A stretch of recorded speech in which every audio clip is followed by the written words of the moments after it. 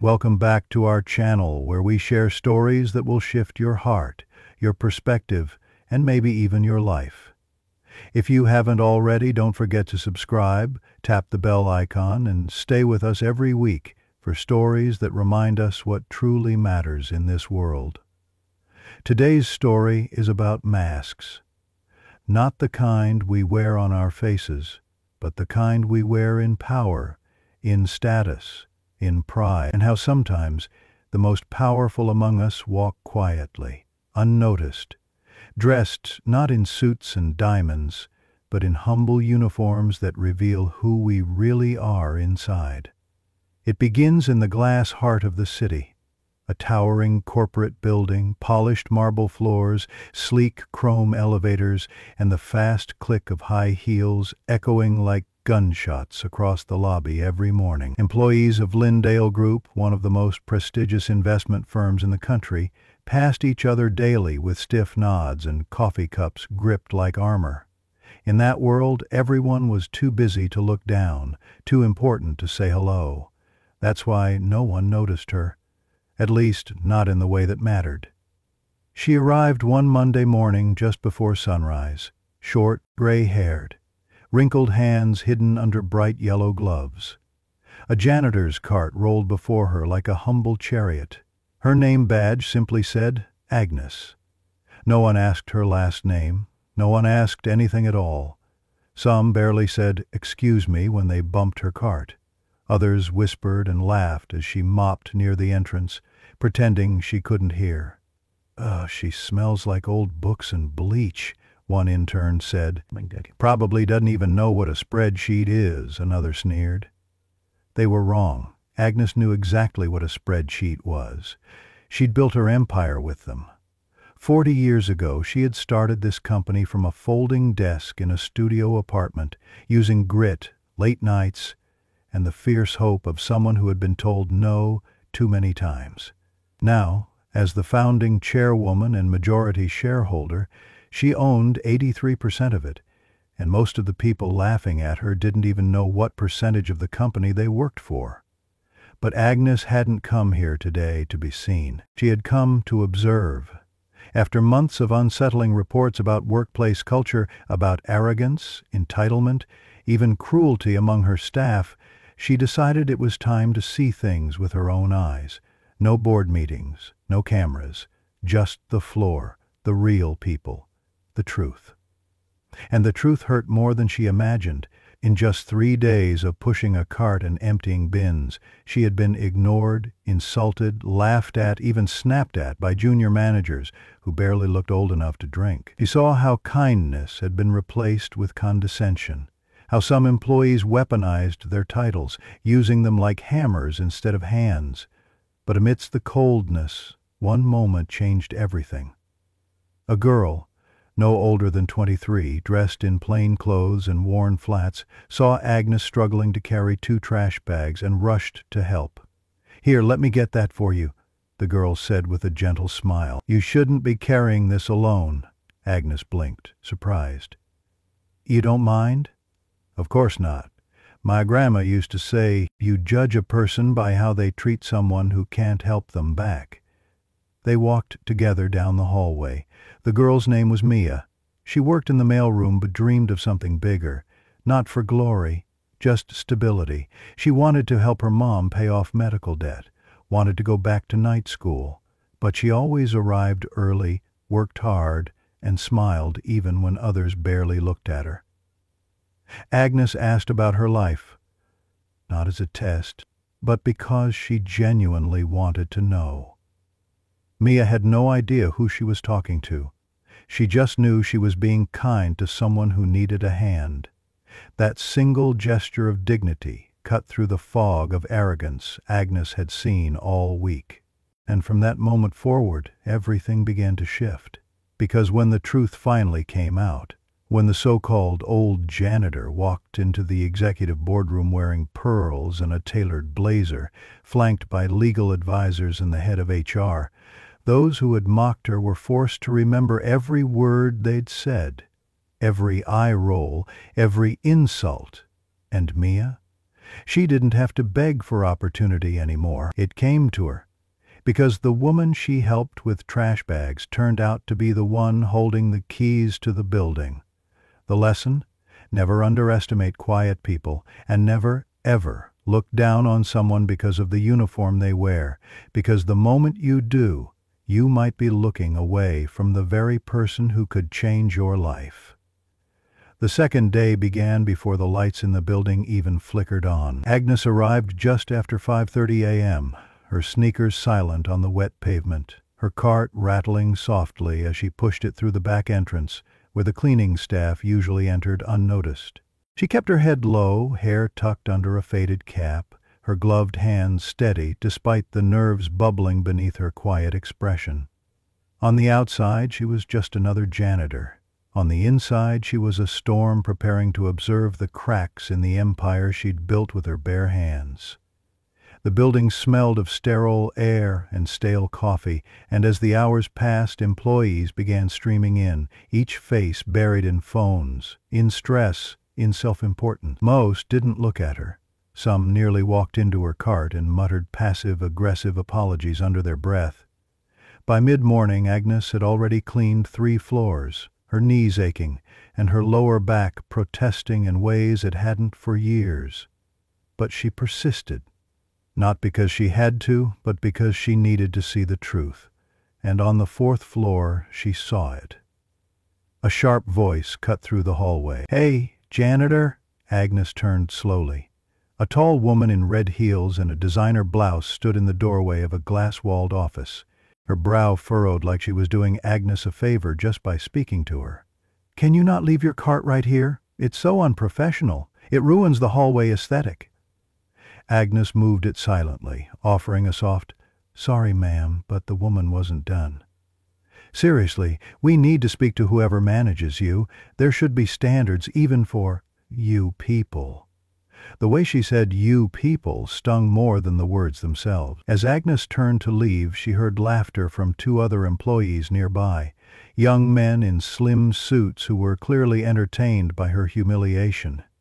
"Bet she doesn't even speak English," one said under his breath. "Bet she doesn't know who signs her paycheck," the other added with a grin. Agnes didn't flinch.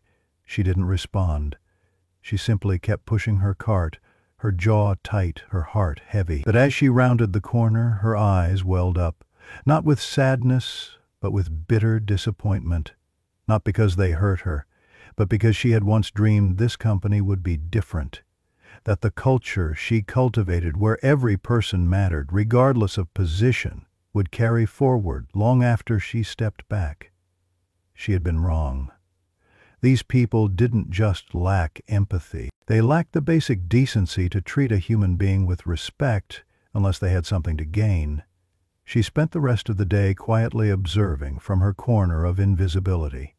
She saw the favoritism in meetings, how junior employees were silenced by louder, flashier personalities. She watched a man spill his coffee and demand a cleaner mop it up, then mock her when she didn't respond quickly enough. She heard one employee joke, "Maybe she's deaf, or maybe she's just dumb." But beneath it all, she also noticed something else, a presence like a soft thread of light in a room full of shadows. The same girl from yesterday. Mia, always early, always kind. That afternoon, as Agnes struggled to refill the heavy water jugs in the kitchen area, Mia appeared again. "You okay?" she asked, already lifting one of the jugs. "Peace things. A murder on the back." Agnes smiled weakly. "I've had worse." "Still," Mia said, tightening the lid, "just because you can handle something doesn't mean you should have to do it alone." Agnes watched her in silence, then asked, "Why are you kind to me?" Mia shrugged. "Because everyone deserves kindness, especially the people no one notices." Agnes swallowed hard, the words hitting deeper than Mia could have known. "That's rare these days." "It shouldn't be," Mia replied, wiping her hands. "People forget too easily that we all started somewhere, and one bad day, one broken moment, that could be any of us." Later that night, as Agnes sat alone in her small apartment, though truthfully she had 3 homes to choose from, she thought about that moment, about how one act of kindness could stand taller than an entire day's worth of cruelty. And it was in that quiet, with the city humming softly outside her window, that she knew exactly what she would do. She wasn't just going to expose the rot at the top. She was going to lift the ones who still carried light inside them, because sometimes the real test of leadership wasn't what you built, but what you were willing to rebuild when no one was watching. On the 3rd day, something changed in Agnes. Not in her disguise, which remained plain and unimpressive, nor in her gait, which still moved with quiet effort, but in her eyes, which now observed with a growing clarity, sharpened by heartbreak. She no longer walked the halls just to see how the workers moved. She listened for how the building breathed, how dignity, or the lack of it, echoed between the cubicles. Her janitor's badge no longer felt like a costume. It felt like armor, shielding her from the vanity she once wore with pride. Agnes cleaned the elevators at dawn, wiped fingerprints from glass walls by mid-morning, and restocked toilet paper in restrooms before lunch, all while enduring sideways glances, fake smiles, and even one cruel joke where someone had purposely spilled coffee in front of her, only to laugh when she bent to clean it up. But still, she remained silent, choosing not to reveal who she truly was. Not yet. That would come soon, and when it did, it would not be out of vengeance, but out of necessity. She needed these people to see themselves through her eyes before they saw her for who she really was. That afternoon she lingered in the break room longer than usual, her mop angled beside the vending machines. She watched as a group of employees laughed about the old woman, mocking her hunched posture and the smell of bleach that followed her like a shadow. "She's probably never even been in an elevator before this job," one of them chuckled. "Or had a bank account," added another. It was a cruel kind of humor, born from comfort and detachment. But just as their laughter peaked, Mia walked in, and the room changed. She didn't say anything at first, just stood by the coffee machine listening. And then, without raising her voice, she asked, "Would you say those things if she was your mother?" The laughter stopped. One man scoffed.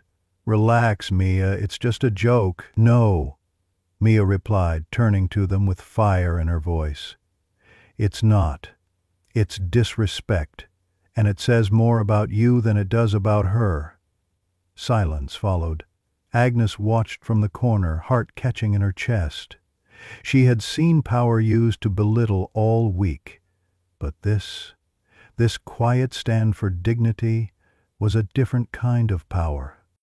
One they couldn't mock, one they couldn't touch. The group dispersed awkwardly, leaving Mia alone with her coffee.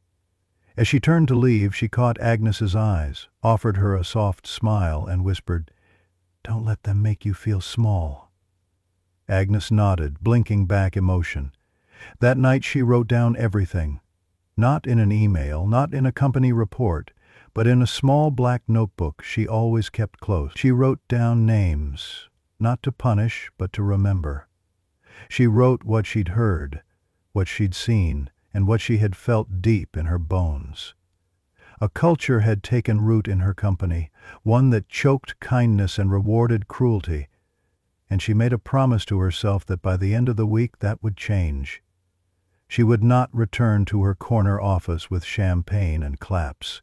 She would return with truth. And that truth would be carried by her, not in pearls or suits, but in the worn gloves of the woman no one thought twice about.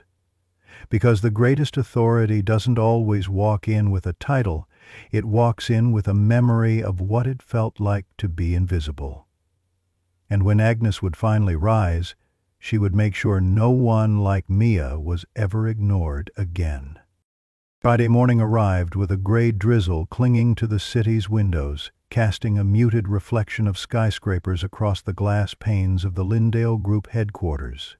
Agnes arrived earlier than usual, her hands tucked into her jacket sleeves, the same faded badge pinned to her chest.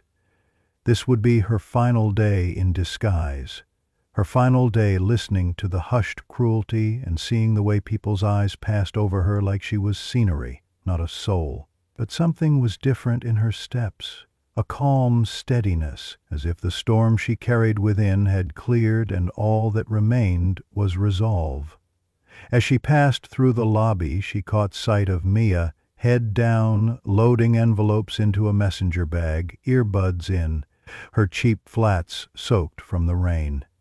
Agnes wanted to speak, to offer her something more than a smile this time, but she didn't.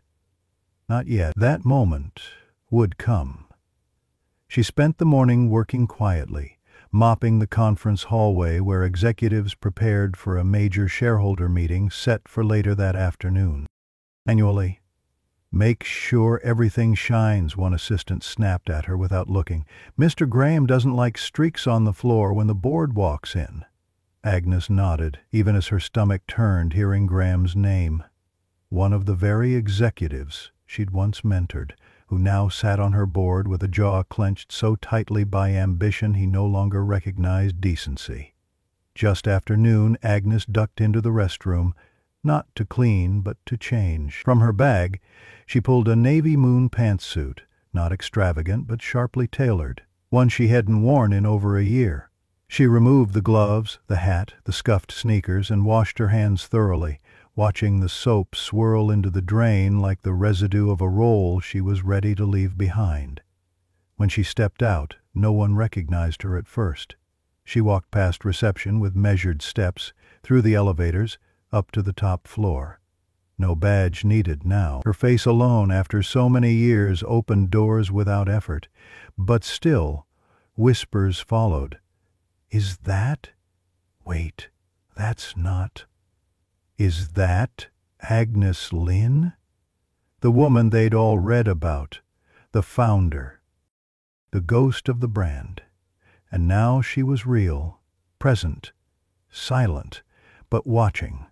She entered the boardroom just minutes before the meeting was to begin. The executives had already gathered, papers spread, coffee cups steaming. Some looked up and froze. Others stood awkwardly. Only one tried to smile, but Agnes said nothing. She stood at the head of the table, rested her palms against the polished wood, and let the moment breathe. "Good afternoon," she said, voice calm but unmistakably firm. "Please don't get up. I'm not here for ceremony." The room remained still. A few cleared their throats, unsure whether to apologize or pretend they hadn't ignored her all week. "I've spent the past 5 days in this building," she continued, "not as your founder, not as your chairwoman, but as a janitor." The words rippled through the room like a dropped glass in a library. "I've walked these halls before dawn and after hours. I've cleaned your floors, heard your voices, watched the way you treat those who serve you." Someone shifted nervously. Another reached for water.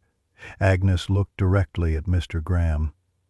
"I started this company with nothing. Not to build towers, but to build people. To create something that gave dignity as much as it gave dividends.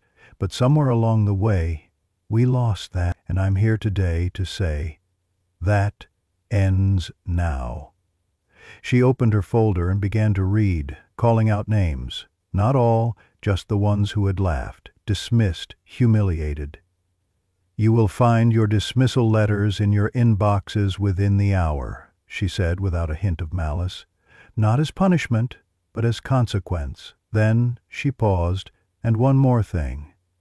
She pulled out a final envelope and placed it on the table in front of an empty chair. "This is for Mia Torres, from the mailroom. Effective Monday, she will report directly to me as special assistant to the chairwoman, with full benefits and educational support for evening classes of her choosing." The silence was deafening. "She's the only one in this building who remembered what respect looks like without needing a title to do it." Agnes stepped back from the table. "Leadership is not how high you stand. It's how deeply you see." And some of you have been standing too high to see anything at all."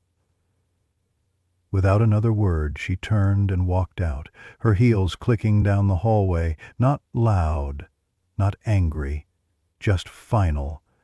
And as she passed Mia in the corridor, their eyes met again, but this time Agnes stopped. She handed her the envelope and said, "Come see me Monday." Mia blinked. Did I? You remembered what most people forget."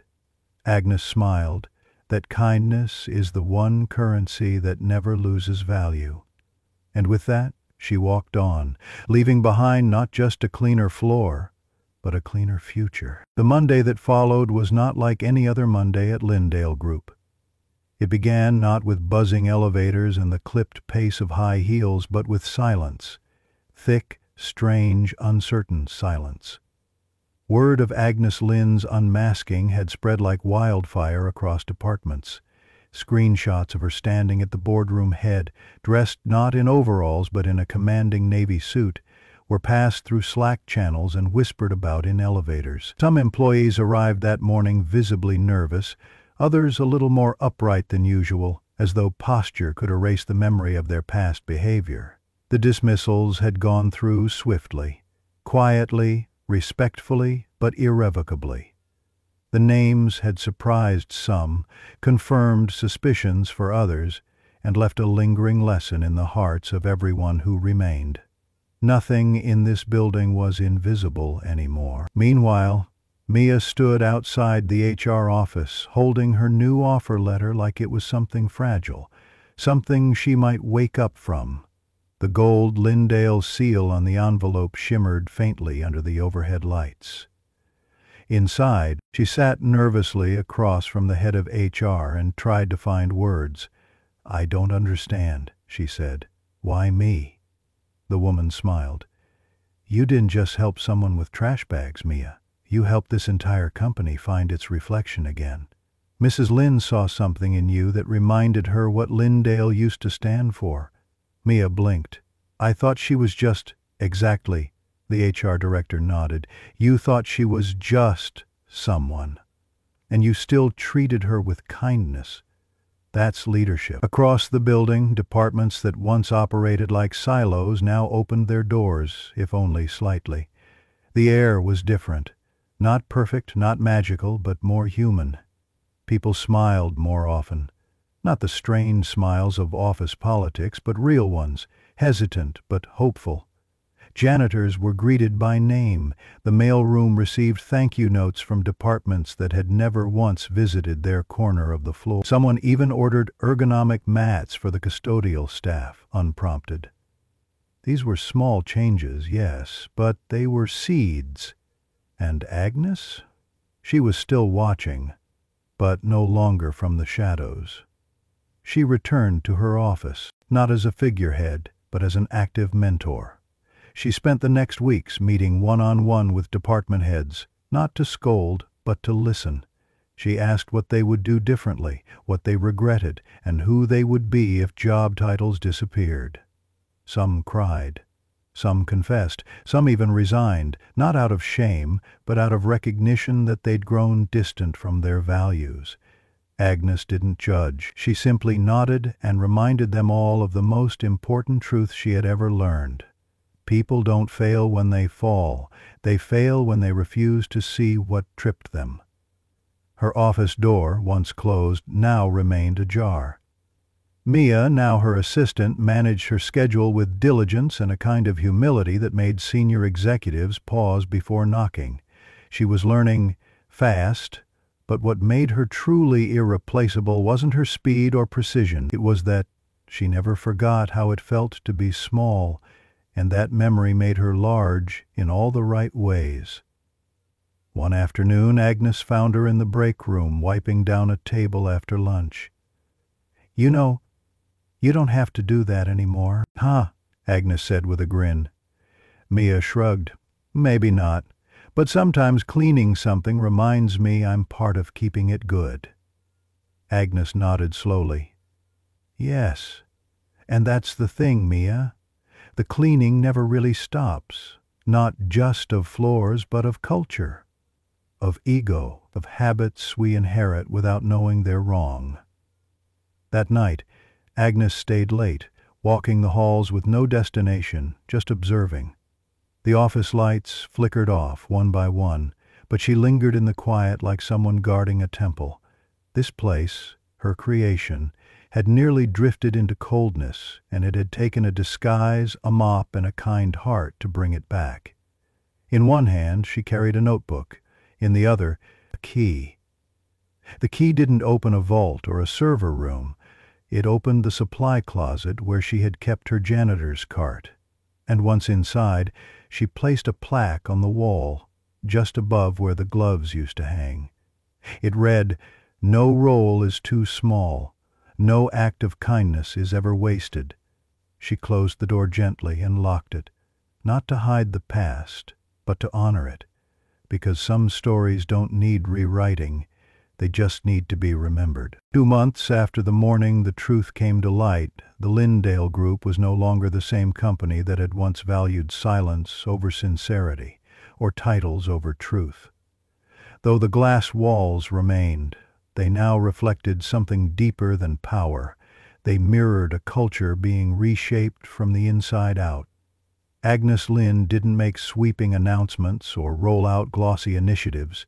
She simply made presence a policy. Executives now rotated through service days, working a half day every quarter in the mailroom, with janitorial staff, or on the front desk. The first time Mr. Graham emptied a trash bin, he looked visibly nauseated, but by the second rotation he said thank you, without prompting, and meant it. The changes weren't perfect. No culture shift ever is, but something in the bones of the building had altered. Conversations grew warmer, and laughter started to echo from break rooms instead of being muted by anxiety. Even the quarterly shareholder report, once cold and data-driven, now featured a section titled Voices from Every Floor, where the company spotlighted unseen employees who kept it running. Agnes didn't want applause for these changes. She wanted integrity, and with Mia by her side, that integrity had a compass. Mia had grown into her new role not with ambition, but with astonishing grace. She still helped in the mailroom when it got backed up. She still ate lunch with the interns instead of in the executive lounge. But she had begun attending high-level meetings as Agnes's advisor, not just assistant, often contributing thoughtful insights no one else in the room had considered. She didn't speak often, but when she did, people listened. One morning during a quarterly strategy session, a senior consultant presented a proposal that would automate cleaning staff to save long-term costs. Mia shifted in her chair, then raised her hand. "Can I ask something?" The room fell silent. "Have any of you spent a morning with our janitorial team? Do you know their names? Their kids' names? Because we don't just pay them to mop, we trust them to care for the space we all use.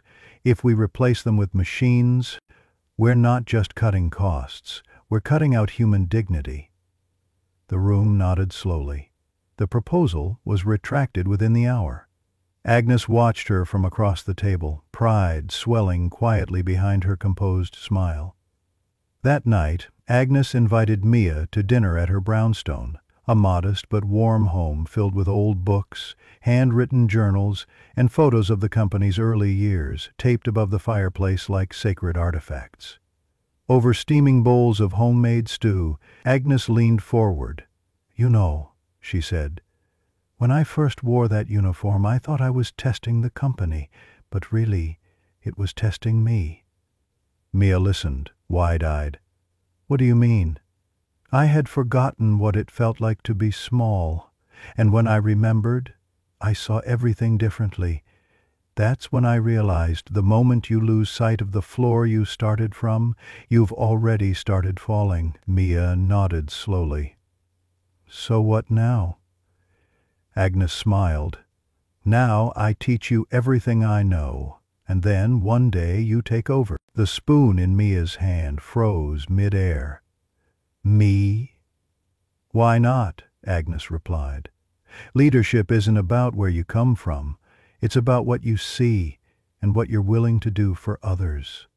For the first time in a long time, Mia was speechless. She didn't cry. She didn't laugh. She just placed her spoon down, sat up straight, and whispered, "I won't let you down." Agnes reached across the table and gently tapped her hand. "I know. That's why you're here." Later that night, Agnes stood on her balcony overlooking the city, lights glowing like quiet stars in a concrete sky. Behind her, Mia gathered dishes and stacked them with the kind of care that spoke louder than words. The world had not changed overnight. There were still companies where kindness was rare, where power masked fear, where those in uniforms went unseen. But here, in this corner of the world, one woman in disguise had reminded everyone that the floors we clean today might be the foundations we lead from tomorrow. And sometimes all it takes to rebuild a broken empire is one person who dares to treat another like they matter. 1 year later, Lyndale Group hosted its first all-staff gathering in the company's history. Not for a quarterly review, not for a product launch, but for something Agnes Lynn insisted on calling the human meeting. It was held in the grand atrium of their headquarters, beneath a skylight that poured soft afternoon light over the stage where Mia now stood, holding a microphone with steady hands and a steadier heart. Agnes sat in the front row, smiling gently, her cane resting beside her. The room was filled with people from every level of the company: accountants, janitors, security guards, assistants, executives, all seated side by side. No VIP section, no hierarchy. Mia took a breath. "A year ago, I was working in the mailroom. I didn't have a mentor. I didn't know if I belonged here. I was just trying to stay quiet, do a good job, and survive. And then one day I helped someone I thought was just another janitor." She looked toward Agnes, and a wave of quiet understanding passed through the crowd. She didn't need my help, but I needed the reminder that kindness should never be conditional. Murmurs of agreement rippled across the room. "Today," Mia continued, "we are not celebrating a company. We are celebrating the soul of one. We're honoring the idea that every person matters, not just the ones with corner offices or titles or LinkedIn profiles that sound impressive, but the ones who sweep the floor before anyone arrives, the ones who stay late so someone else can go home early, the ones who are overlooked until someone finally chooses to look." After the applause faded, Agnes was invited to the stage. She didn't take the microphone at first. She stood quietly, looking out at the hundreds of faces who now knew her not just as a founder, but as a witness, a teacher, a woman who had once scrubbed the floors they walked on. "I could say a lot about what I've learned," she said finally, her voice soft but unwavering. "But I'll leave you with this. I wore a janitor's uniform not to trick you, but to see you, and to see whether we had built a culture that noticed the unseen. What I found broke my heart, and then it rebuilt it, because while many looked away, one didn't. One person stood up, spoke out, and reminded me why I started this company in the first place." She turned slightly to Mia. "You gave me hope." Then she turned back to the crowd. "And you all have a choice every single day. Will you walk past someone because they don't look like they can help you? Or will you look them in the eye and see the person behind the role?" The room was silent, not from discomfort, but from something deeper. Reverence. A reckoning within.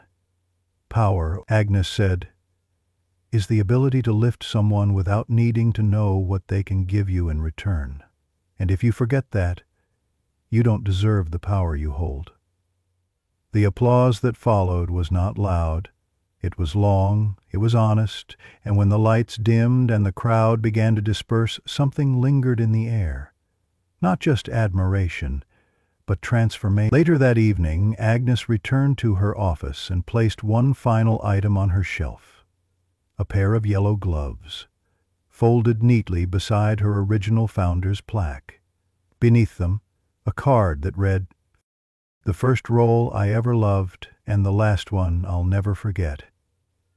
Outside, as Mia walked the halls saying goodnight to security guards and cleaning staff by name, one could almost believe that something sacred had settled into the very walls of Lindale. Something built not on capital, but on care. And for those watching this story now, wherever you are, remember this.